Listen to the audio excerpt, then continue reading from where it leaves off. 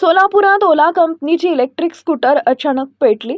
थोडक्यात अनर्थ टळला. घटनेत चिमुकलीचा जीव बचावला. शहरातील जुनी पोलीस लाईन परिसरातील जम्बो किड्स स्कूल समोरची घटना.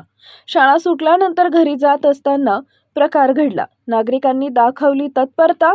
मोठी दुर्घटना टळल्यानं पालकांनी सुटकेचा श्वास घेतला.